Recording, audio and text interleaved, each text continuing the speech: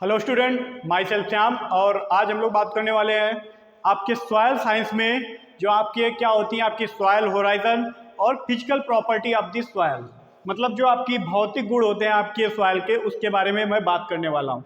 आप बात कर लेते हैं पहले कि आपके फादर ऑफ सॉयल साइंस, जो आपके फादर ऑफ सॉयल साइंस है वो हैं आपके वीवी डाकुचेव। ओके, और जो इसमें बात होती है कि मतलब कि इडाइफोलॉजी और पेडोलॉजी में क्या डिफरेंस है। पेडोलॉजी में होता है कि आपका ओरिजिन ऑफ द सॉयल, मतलब सॉयल मृदा की उत्पत्ति के बारे में अध्ययन किया जाता है आपका पेडोलॉजी में, जबकि इडाइफोलॉजी में जो आपका अध्ययन किया जा रहा है प्लांट की ग्रोथ, मतलब कि प्लांट उसमें वेजिटेटिव ग्रोथ अपनी कैसे कर रहा है, उसकी जो स्टडी की जा रही है आपकी है वो की जाती है इडाइफोलॉजी के अंतर्गत। चलिए स्टार्ट करते हैं। ये आपका सॉयल होराइजन का डायग्राम है, जो कि ध्यान से सुनना है इसमें आप लोगों को। इसमें आपका ओ होराइजन गायब है, मतलब कि ये मिनरल सॉयल से आपका स्टार्ट है, जबकि ऑर्गेनिक सॉयल इसमें एब्सेंट है, क्योंकि ये कल्टीवेटेड का हमने लगाया है। जो आपका ये डायग्राम है वो कल्टीवेटेड, सबसे जो ऊपरी मृदा होती है जो कि आपकी ऑर्गेनिक सॉयल पाई जाती है, वो आपकी पाई जाती है फॉरेस्ट में।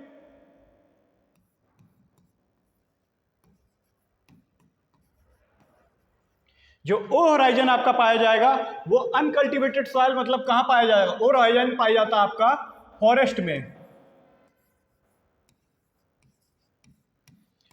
फॉरेस्ट में पाया जाता है, जबकि आपका कल्टीवेटेड सॉइल में, मतलब कि ए होराइजन, वहां पे आपका ओ होराइजन मतलब कि आपका अपसेंट होता है। ऑर्गेनिक सॉइल ह्यूमस वगैरह नहीं पाया जाता, क्योंकि उसको हम लोगों की क्रॉप यूज कर लेती है। इसीलिए हमेशा याद करना आपका ए होराइजन में, मतलब जो आपकी कल्टीवेटेड लैंड है उसमें क्या पाया जाएगा, मिनरल सॉयल पाई जाती है, मिनरल सॉयल।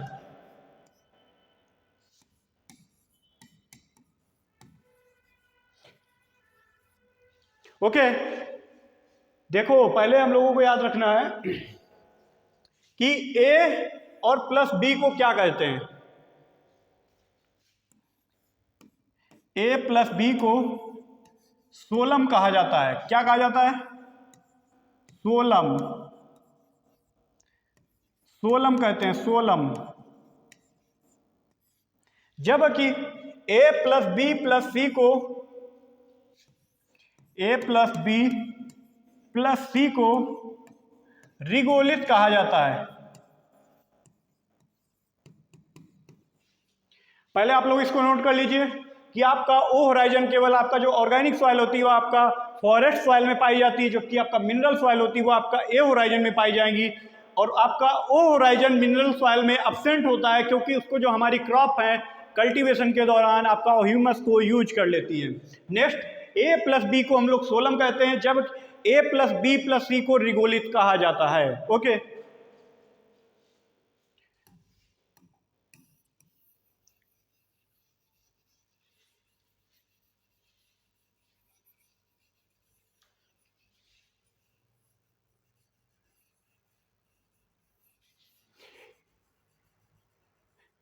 एक टर्म होता है इल्यूविएशन and इल्यूविएशन।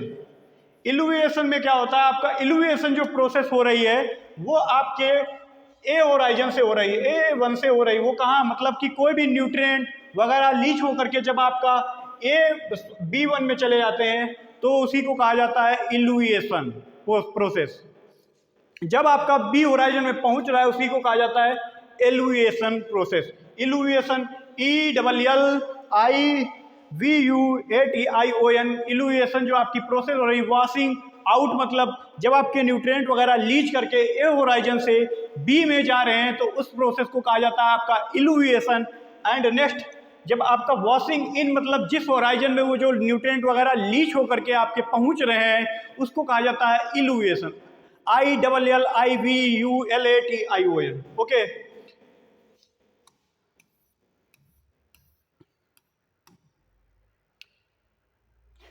soil profile, the vertical section of the soil showing the various layer from the surface to the unaffected parent material known as soil profile। जो आपका soil profile था vertical ही तो था, vertical मतलब कि ऊर्ध्वाधर ही तो था। उसके बाद वर्टिकल सेक्शन में आपकी कटी हुई है शोइंग द वेरियस लेयर, उसमें डिफरेंट टाइप की लेयर ही तो है। ये आपकी लेयर ही तो है, आपकी ये लेयर पाई जा रही है, ये लेयर है ऑर्गेनिक, ये आपकी A1 हो गई, ये आपकी B हो गई, ये आपकी C हो गई, ये डिफरेंट टाइप की लेयर ही तो पाई जा रही हैं।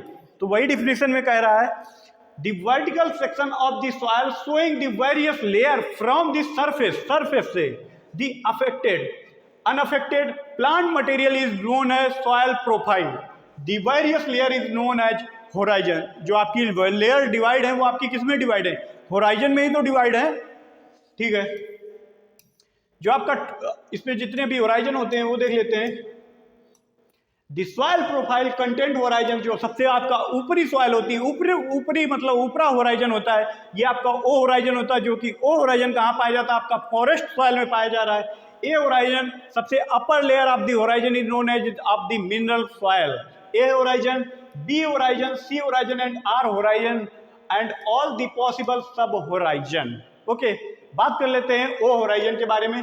It is called is organic horizon. मैंने बोला था आपको ऑर्गेनिक मतलब कार्बनिक होराइजन कहा जाता है। It is formed in the upper part of the mineral soil, मतलब किसका? मिनरल सॉइल के ऊपर जो आपका पार्ट पाया जा रहा है उसी को कहा जाएगा O horizon. Dominated by the fresh partially decomposed organic matter. If the mineral fraction has the more than 50% इसमें clay, then the organic matter more than 30%. जबकि if the mineral fraction जो less than 50% clay and organic matter is the more than 20%. The organic horizon are the commonly seen in the forest. मैं आपको क्या बता रहा हूँ सबसे कि आपका जो ऑर्गेनिक होराइजन है वो कहाँ पाया जाएगा? जंगलों में पाया जाएगा। ये देख लीजिए, फॉरेस्ट एरिया मतलब आपका जो ऑर्गेनिक होराइजन ओ होराइजन है वो आपका जंगलों में पाया जाता है केवल। Are generally absent in the grassland and cultivated soil। मैंने आपको यही बोला था कि जो हम लोग खेती वगैरह करते हैं उस होराइजन में आपका cultivated and gross land soil होती है उसमें आपका ओ होराइजन आपका absent होता है। नेक्स्ट बात कर ले रहे हैं ए होराइजन की। ए horizon of the organic matter accumulation adjust and surface and the that or has lost clay, iron and the aluminum, it is zone of the washing out, maximum leaching। मैंने आपको वही समझाया था ना, इस डायग्राम को देखिए, फोटो को देखिए, मैंने आपको यही तो बताया था कि इसमें क्या हो रहा है? लीच ही तो हो रहा है। यहाँ से लीच होकर के किस में जा रहा है? यहाँ से लीच होकर के जा रहा है बी होराइजन में। इसी को कहा जाता है वॉशिंग आउट, मतलब जब आपके न्यूट्रिएंट ए होराइजन से लीच करके आपके बी होराइजन में पहुंच रहे हैं तो उसको कहा जाता है वॉशिंग आउट, और जिसमें पहुंच रहे हैं उसको कहा जाएगा washing in. Okay,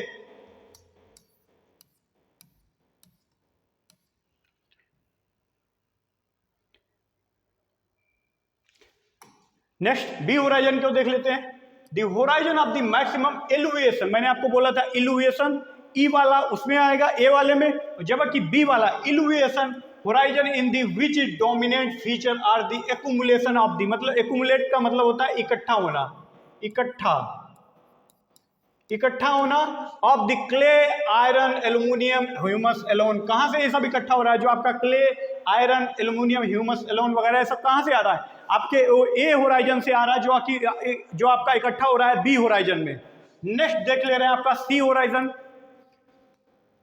C horizon, it is the horizon below the solum. Below मैंने आपको स्टार्टिंग में ही बताया था क्या होता है सोलम। सोलम आपका होता है ए प्लस बी को सोलम कहा जाता है, ए प्लस बी को सोलम कहा जाता है। Relatively less affected by the soil forming process, इसमें आपका सॉइल फॉर्मिंग प्रोसेस होती है। It is the outside of the zone, major biological activity होती है। It may be content accumulation, इसमें इकट्ठा हो रहा है carbonate, sulphate, calcium and magnesium. समझ में आ गया? समझ में आ गया कि नहीं? नेक्स्ट देख ले रहे हैं आपका आर होराइजन। इसमें क्या होता है? रॉक वगैरह पाई जाती हैं, आपकी चट्टानें वगैरह पाई जाती हैं। अनडिक्लेयरिंग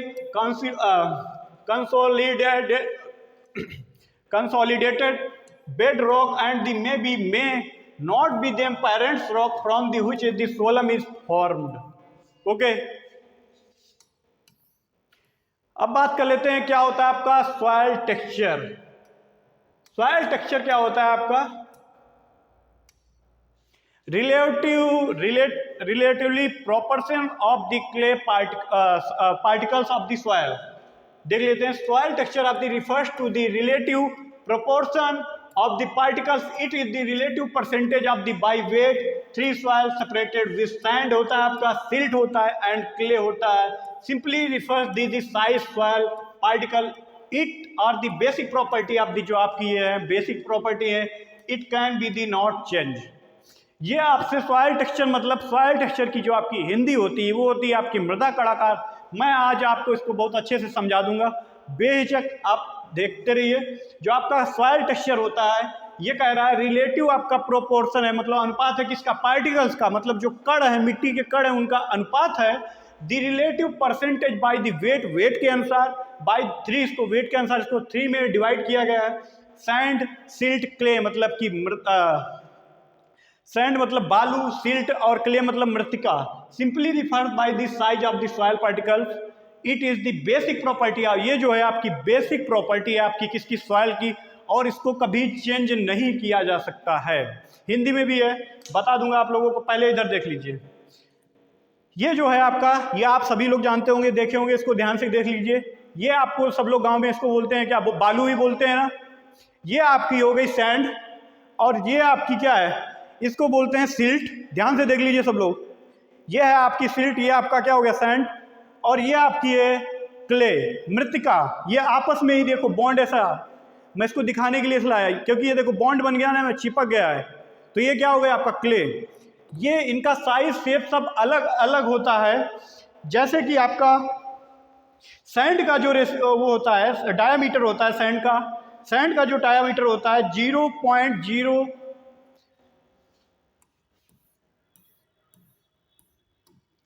सैंड का जो डायामीटर होगा साइज का, सैंड का जो डायामीटर होता है 0.02 से 0.2 mm. ओके. जो आपका क्ले का होता है 0.002, लेस देन 0.002.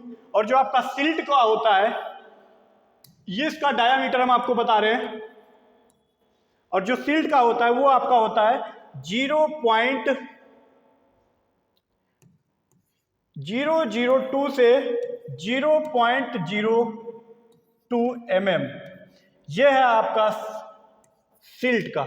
और ये आपका जो है मैंने लिखा, ये आपका हो गया क्ले का, और ये आपका हो गया सैंड का. लोमी सॉयल आपके तीनों के रेशियो से, मतलब कि तीनों के अनुपात से बनती है. जो लोमी मतलब दोमट सॉयल है उसमें आपका रेशियो रहता है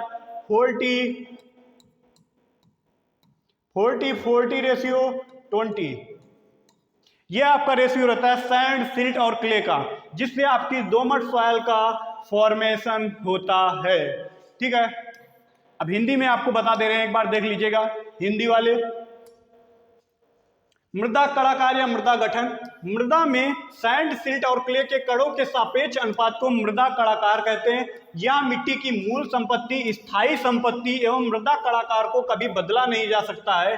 यह मिट्टी की अंतर्निहित गुण होता है. सेम वही चीज हिंदी में थी और वही चीज आपका इंग्लिश में बताया मैंने. ठीक है. नेक्स्ट बात कर लेते हैं सॉइल स्ट्रक्चर के बारे में.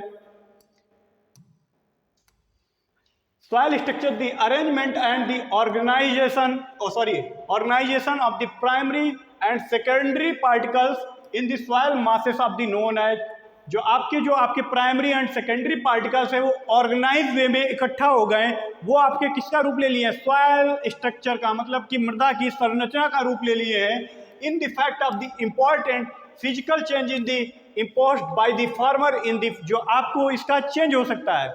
जो आपका मृदा कड़ाकार है वो चेंज नहीं हो सकता, जबकि हम लोग सॉइल स्ट्रक्चर को चेंज कर सकते हैं. किसके थ्रू, प्लगिंग, कल्टीवेशन मतलब जुताई करके, खेती करके, ड्रेनिंग करके, लाइमिंग करके, और manuring and land are the structure rather than the texture. Okay. Hindi वाले हिंदी में देख लें. जो आपकी मृदा संरचना है, मृदा के कणों और उनके समुच्चय को कुछ निश्चित पैटर्न पे व्यवस्थित करना और मृदा संरचना कहलाता है. प्राथमिक मिट्टी के बालू, सिल्ट और क्ले आमतौर पर समुच्चय के रूप में एक साथ सामूहिकृत हो जाते हैं. जो आपके सैंड, सिल्ट, क्ले हैं एक साथ सामूहिकृत हो जाते हैं. समुच्चय को पेड़ कहा जाता है, जबकि जो आर्टिफिशियल, जो आपका नेचुरली बनना है, जो आपका मिट्टी के थ्रू जो नेचुरली बनना है उसको पेड़ कहा जाता है. जब हम लोग टीलेज वगैरह से जुताई करके वो बन जाते हैं, आपके समुच्चय बन जाते हैं, उनको ढेला कहा जाता है. एक कृत्रिम रूप से निर्मित, जो आपका कृत्रिम रूप से निर्मित है उसको कहा जाता है आपका ढेला. ओके. जो आपके इसके होते हैं ग्रेनुलर, ग्रेनुलर में देख रहे हैं आपका बहुत महीन महीन प्रकार के होते हैं। नेक्स्ट आ जाता है आपका ब्लॉकी, ये आपका होगा प्रिज्मेटिक एंड ये होगा प्लेटी। प्लेटी आपका देखिए बिल्कुल हॉरिजॉन्टल फैला हुआ है, ब्लॉक प्रिज्मेटिक टाइप का जो होता है आपका वर्टिकल शेप में होता है। तो स्टार्ट करते हैं अपना, देखते हैं प्लेटी। तो देखते हैं अपना प्लेटी क्या होता है। प्लेटी सॉइल जो होती है is commonly found in the forest soil, ये जो आपकी पाई जाती है जंगलों में पाई जाती है। In a part of A horizon, जो आपकी प्लेटी सॉइल होती है वो आपकी ए होराइजन मतलब कि ए स्तर में पाई जाती है। And in the particle span soil wedge structure found in the soil having clay minerals like montmorillonite. जो आपके इसमें प्लेटी सॉइल में जो आपका मतलब वो पाया जा रहा है आपका है मिनरल्स पाया जा रहा है, क्ले मिनरल्स पाया जा रहा है, वो आपका कौन सा है, मोंटमोरिलोनाइट है। मोंटमोरिलोनाइट आपका ब्लैक सॉइल में पाया जाता है। ब्लैक सॉइल में सबसे अधिकता जो आपकी होती है क्ले पार्टिकल्स की हुई होती है। और जो ब्लैक सॉइल होता है उसको हम लोग वर्टिसोल ऑर्डर के नाम से भी जानते हैं। और ब्लैक सॉइल में एक और प्रॉपर्टी आपकी पाई जा रही है, वो आपकी प्रॉपर्टी होती सॉइलिंग एंड श्रिंकिंग प्रॉपर्टी, जिसको हम लोग कहते हैं फूलना और सिकुड़ने का गुण किसमें पाया जाता है, वो आपका पाया जाता है ब्लैक सॉइल में। हिंदी में देख लेते हैं। प्लेट की तरह संरचना, प्लेटी स्ट्रक्चर, इसमें संरचनात्मक प्रकार के समुच्चय अपेक्षाकृत पतली और क्षैतिज में व्यवस्थित होते हैं। पतला मतलब अभी आपको डायग्राम दिखा दे, क्षैतिज आयाम में ऊर्ध्वाधर की तुलना में बहुत अधिक विस्तृत होते हैं, जबकि इकाइयां मोटी होती है तो उन्हें प्लेटी कहा जाता है, और जबकि पतली परत होती है उन्हें लेमिनार कहा जाता है। आ जाओ, ये आपका प्लेटी स्ट्रक्चर है। ये प्लेट ही टाइप के तो बने पड़े हैं, ओरिएंटली तो फैले हैं। ये कौन से होराइजन में आपके पाए जा रहे हैं, ये आपके पाए जा रहे हैं ओ होराइजन में, सॉरी ए होराइजन में आपके पाए जाते हैं। ओके, नेक्स्ट है आपका प्रिज्मेटिक। प्रिज्मेटिक स्ट्रक्चर में जो है इस प्रकार की संरचना के कण पुंज में ऊर्ध्वाधर होते हैं और क्षैतिज अक्षय की अपेक्षा बड़ा होता है।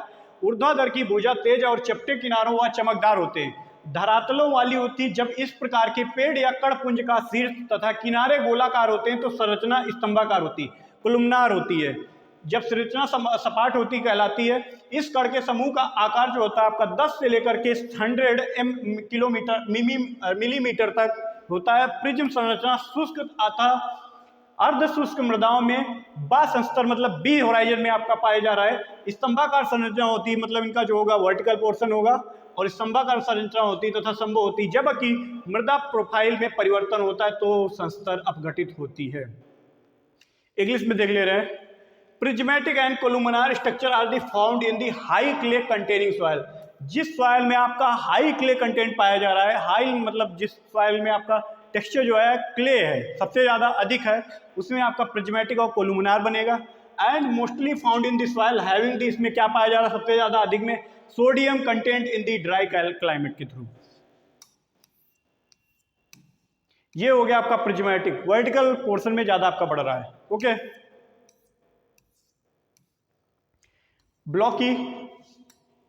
ब्लॉकी स्ट्रक्चर, ये सभी आयाम लगभग एक ही आकार के होते हैं और पेड़ व चपटे व गोल किनारों वाले घन जैसे होते हैं, जबकि सतह में समतल होती है और किनारे त्रिकोणीय होते हैं। तो संरचना को कोणीय ब्लॉक का नाम दिया जाता है। जब फलक और किनारे मुख्य रूप से गोल होते हैं तो उपकोणीय ब्लॉकी कहा जाता है। ये आमतौर पर उप मिट्टी का में ही सीमित रहते हैं। Blocky and sub angular blocky structure, prismatic and columnar structure are the found. जो आपका प्रिज्मेटिक था और ये आपका ब्लॉकी स्ट्रक्चर है, ये आपका किसमें पाया जा रहा है, ये आपका पाया जा रहा है बी होराइजन में। ओके, गोलाकार स्ट्रक्चर, इस प्रकार के मृदा कणपुंज आकार में गोलाकार होते हैं और जो आपका स्फेरिकल और ग्रेनुलर होते हैं, इन्हीं पे हम लोग कल्टीवेशन मतलब अपनी खेती वगैरह करते हैं। गोलाकार होते हैं और सभी समान विकास होते हैं। इस प्रकार का छोटा होता है। इस वर्ग के कणपुंज प्रायः दानेदार या ग्रेनुलर या स्पोरिकल हम लोग इसे कहते हैं। और इसी पे फार्मर लोग जो अपने किसान लोग हैं वो इसी सॉइल में आपका खेती करते हैं। The granular and crumby structure are the commonly found in the A horizon. जो इस प्रकार की मिट्टी वो आपका ए होराइजन मतलब मिनरल सॉइल में ही पाई जाएगी। Single grain are found, single grain जो आपकी होती है वो आप जैसे बालू, जैसे आप गए हैं बीच वगैरह पे, ये आपका बीच पे पाया जाता है, जो अलग ही अलग आपके इसके दाने पड़े रहते हैं, इसके अलग अलग आप पार्टिकल उठा सकते हैं। जैसे इसमें लिखा है फाउंड एट बीच, जो आप बीच गोवा वगैरह जाते हैं वहाँ पे पाई जाती है। जैसे रेगिस्तान की जो होती सॉइल वो आपकी सिंगल ग्रेन सॉइल होती। नेक्स्ट देख ले रहे हैं granular and crumby structure, platy structure are the found in. जो आपका ग्रेनुलर क्रम्बी और प्लेटी स्ट्रक्चर है वो आपका ए होराइजन मतलब कि ए संस्तर में पाया जा रहा है। अब बात कर लेते हैं सॉइल की परमेबिलिटी। सॉइल की परमेबिलिटी बात करने से पहले हम आपको कुछ दिखाना चाह रहे हैं, तो पहले देख लीजिए। जैसे कि सॉइल की परमेबिलिटी क्या होती है कि कितनी जल्दी सॉइल में मतलब पानी अंदर नीचे जा रहा है। परमेबिलिटी मान लेते हैं, ये डायग्राम देखिए, ये है आपकी ग्रेनुल मतलब कि पत्थर इसमें भरे हुए हैं एक कंटेनर में, एक में सैंड है मतलब कि जो मेरे हाथ में है ये सैंड ही है, मेरे हाथ में बालू उसको कहते हैं या आपकी सैंड है। एक है सिल्ट, सिल्ट आपकी ये हो गई, ये आपकी सिल्ट हो गई, और नेक्स्ट है लास्ट में हमारे पास जो है क्ले। इसका कहने परमेबिलिटी का होता है कि पारगम्यता कि कितनी जल्दी आपका सॉइल के अंदर वाटर मतलब नीचे होराइजन स्तर तक पहुंच रहा है, ये आपकी पारगम्यता कहलाती। जैसा कि आप देख रहे हैं इसमें पानी डाला गया तो ये 2 मिनट में मतलब बाहर निकल गया। इधर देख रहे हैं 20 मिनट में निकल रहा है, इधर इससे सील्ट से जो निकलने में लग रहा है आपका कितना लग रहा है 2 आवर। उसी हिसाब से इसमें डाल दे तो 2 दिन में आपका क्ले से निकल पा रहा है। जैसे कि मेरे पास वाटर भी है तो देख लीजिए आप लोग, जैसे मैंने इसमें सैंड में पानी डाला है तो ये पानी देख रहे हो कितनी जल्दी से आपका नीचे तरफ बढ़ता जा रहा है। देखिए आप लोग, देखिए कितनी स्पीड से आपका नीचे तरफ जा रहा है। आप लोग पहले ध्यान से देखिए, ये मैंने पानी ऊपर डाला और कितनी रफ्तार से आपका पानी नीचे चला गया, जबकि मैंने हल्का ही पानी डाला था। ठीक है, कितनी रफ्तार से आपका पानी जा रहा है देखिए। ये इसकी परमेबिलिटी है कि कितनी रफ्तार से आपका पानी सॉइल के अंदर इंटर कर रहा है। देखिए लास्ट नीचे तक आ गया। ये सैंड की परमेबिलिटी की आपका कितने मिनट में 20 मिनट में, जब बड़ा सा बॉक्स है तो 20 मिनट में आपका पानी नीचे पहुंच रहा है। उसी हिसाब से जो मेरे पास सिल्ट सॉइल है मतलब सिल्ट सॉइल है उसमें मैं पानी डाल रहा हूं तो इसमें काफ़ी टाइम लग रहा है। ये देखो पानी यहीं ऊपर इकट्ठा हो रहा है, ये पानी यहीं इकट्ठा हो रहा है, इसको टाइम लग रहा है, यहाँ तक आ पाया है, जबकि सैंड में तुरंत यहाँ नीचे पहुँच गया था। सिल्टी सॉइल में देखो टाइम लग रहा है, टाइम लग रहा है कि नहीं लग रहा है इसमें। तो सिल्टी सॉइल की जो परमेबिलिटी है वो काफ़ी धीरे धीरे जा रही है। अब नेक्स्ट देख लेते हैं आपका जो है क्या, ये आपकी क्ले सॉइल है मृतिका। अब मृतिका में जब मैं पानी भर रहा हूँ तो ऊपर तो मैं उसका गोला बना के लाया था, ये देखो धीरे धीरे बुझक्के ले रहा है और यहीं पर पानी सूख गया आपका है।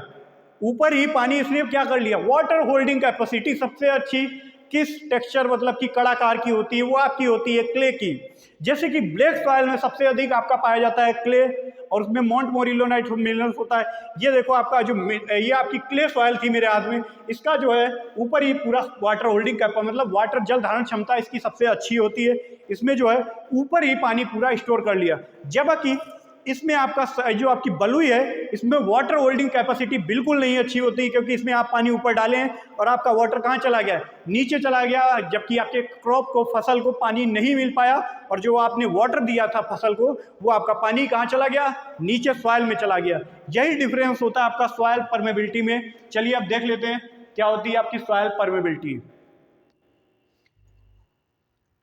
पारगम्यता को आमतौर पर एक निश्चित अवधि में मिट्टी में माध्यम से पानी के प्रवाह से, मैंने आपको पानी का प्रवाह दिखाया, के दर से संदर्भ में मापा जाता है और इसे आमतौर पर या तो सेंटीमीटर प्रति घंटे, मिलीमीटर प्रति घंटे या सेंटीमीटर प्रतिदिन की पारगम्यता के दर से मापा जाता है। पर मिनट के भी दर से हम लोग माप सकते हैं, सेंटीमीटर पर घंटे की और पर डे की भी दर से हम लोग इसको माप सकते हैं।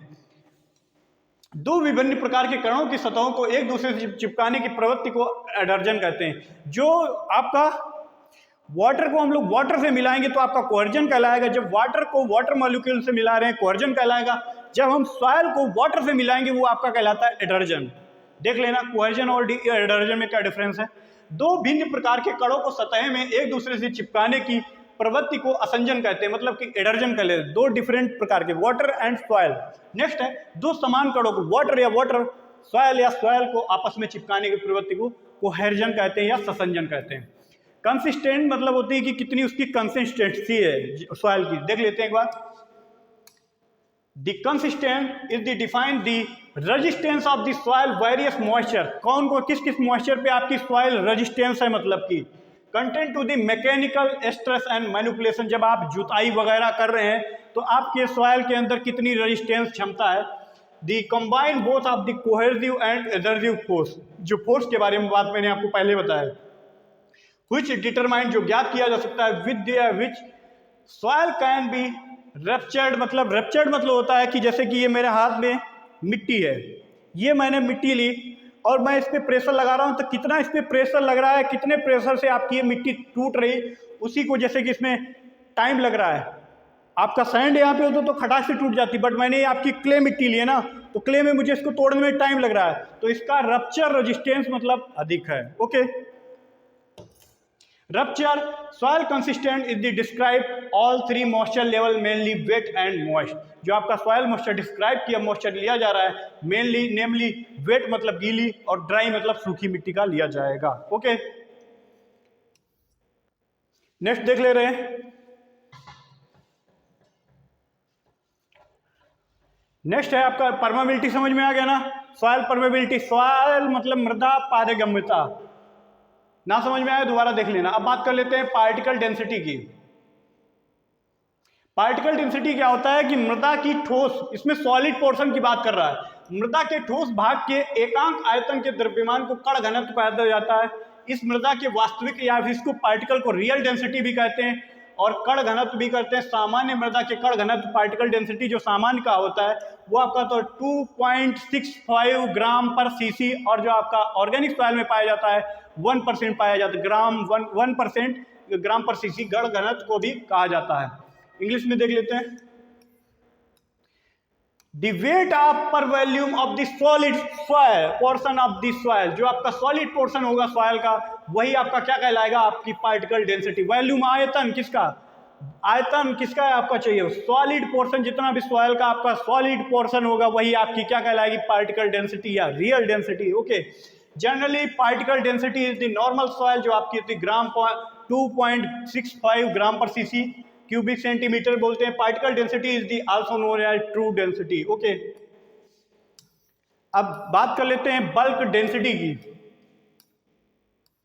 बल्क डेंसिटी मृदा नमी समानता शुष्क भार, इसमें ड्राई वेट के बारे में बात किया जाता है, आधार पे मापी जाती है, आयतन के आधार पे मृदा में नमी व निर्धारण थूल घनत्व कहते हैं। सामान्य मृदा का थूल घनत्व 1.33, जबकि ऑर्गेनिक सॉइल का होता है आपका 0 ग्राम पर CC.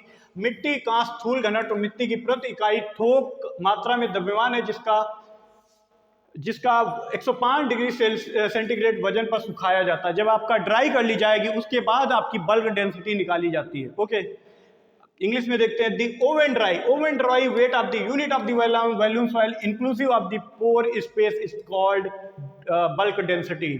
The bulk density is the soil always smaller than particle density. जो आपकी बल्क डेंसिटी होती है वो किससे छोटी होती है, आपकी पार्टिकल डेंसिटी से। बल्क डेंसिटी का जो मैंने आपको बोल दिया था ऑर्गेनिक मैटर का कितना होता है 0.5 पर ग्राम पर cc. Bulk density normally decrease as the mineral soil become the finer of the texture. The bulk density varies करती है indirectly with the totally pore space. जब आपका पोर स्पेस सॉइल में बढ़ जाएगा, जब आपकी सॉइल में पोर स्पेस मतलब कि रंध्र बढ़ जाएंगे तब आपकी बल्क डेंसिटी कम हो जाती है। Okay, present and the good estimate of the porosity of the soil. Generally soil with the low bulk have the favourable physical condition. आशा है मुझे आप लोगों को ये लेक्चर अच्छा लगा होगा। मिलते हैं आपको नेक्स्ट वीडियो में, तब के लिए जय हिंद, जय भारत।